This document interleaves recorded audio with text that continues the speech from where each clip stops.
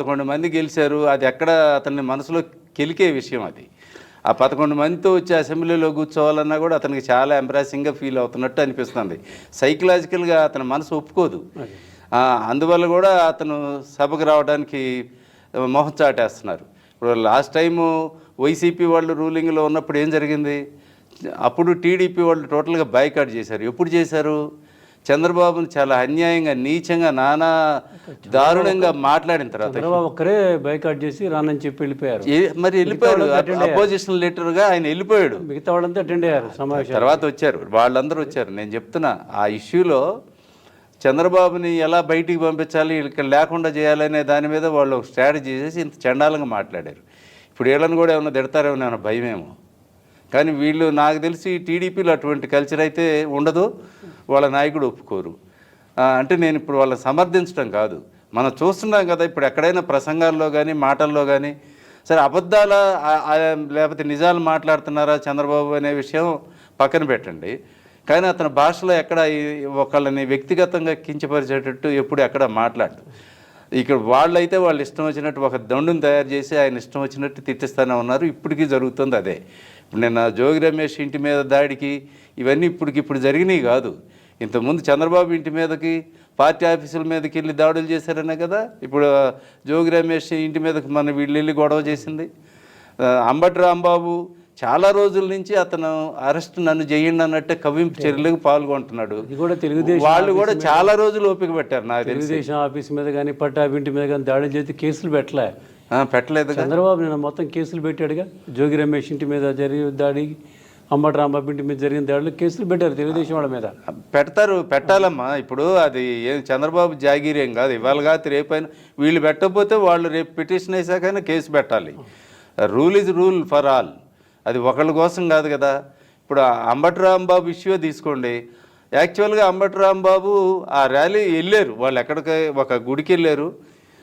చంద్రబాబు అన్ని అబద్ధాలు చెబుతున్నాడు, ఆయనకి ఇదంతా ఏమీ కలవలేదు, దుష్ప్రచారం చేసి దేవుడికి పంకిలు అంటిస్తున్నాడు, ఇది ప్రసాదాల మీద దుష్ప్రచారం చేసి దేవుడి ప్రసాదం మీద విశ్వాసం లేకుండా చేస్తున్నాడు. ఇది ఒక రివర్స్లో వచ్చారు వాళ్ళు.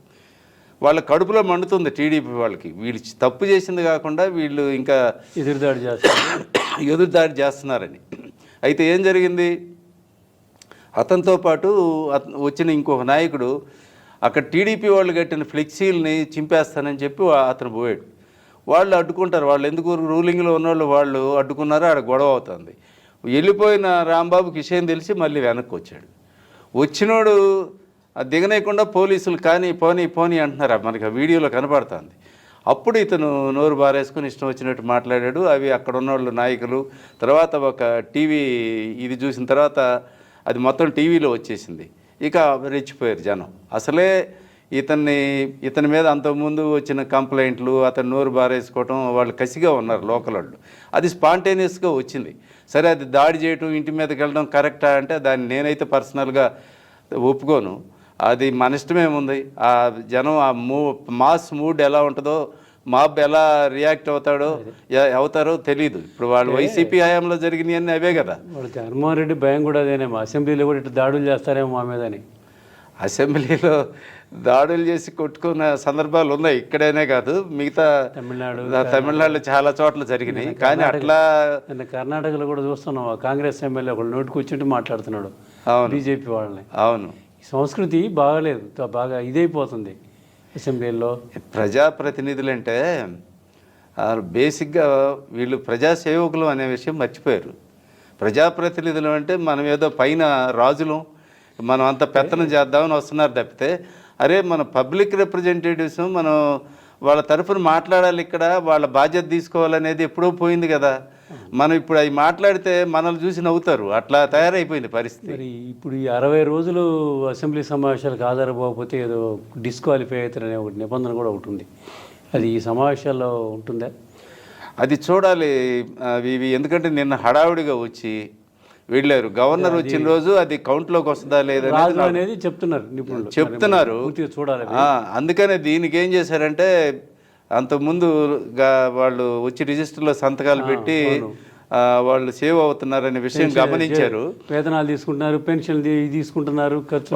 ఒక ఎమ్మెల్యేగా శాసనసభ్యుడిగా ఉన్నోడు వచ్చి ఆ రిజిస్టర్ అంటే రిజిస్టర్ ఇస్తారు, సంతకం పెడుతున్నారు. బడ్జెట్ సమావేశాలు ఇచ్చిన గిఫ్ట్లు కూడా పట్టపోయారు అనేది స్పీకర్ గారి ఈ మధ్య అన్న మాటలు. అవును, ఆయన కూడా దాని మీద ఏదైనా నిర్ణయం తీసుకోవాలి. రూలింగ్ లేదు, ఇప్పుడు ఆయన ఏం చేస్తున్నాడంటే ఫేస్ ఐడి ఇవి పెడుతున్నారు అసెంబ్లీలో. రీడింగ్ ఫేస్ రీడింగ్ ఉంటుంది. అంటే మామూలు థంబ్ వేసే సిస్టమ్స్ ఉన్నాయి. ఈ సిస్టమ్స్లో ఇప్పుడు ఫేస్ రీడింగ్ పెడితే అసలు వచ్చారా లేదనేది రికార్డ్ అవుద్ది అని ఆలోచిస్తున్నారు. అది ఇంకా ఫైనల్ అయినట్లేదు. ఏదో ఇవాళ నుంచే పెడతారు, రేపు పెడతారు అంటున్నారు. అసలు వాళ్ళు రానప్పుడు అది పెట్టరేమో నాకు తెలిసి. అయినా దానికి ఒక ప్రొసీజర్ ఉంటుంది. దాన్ని మరి ఏం చేస్తారో తెలియదు.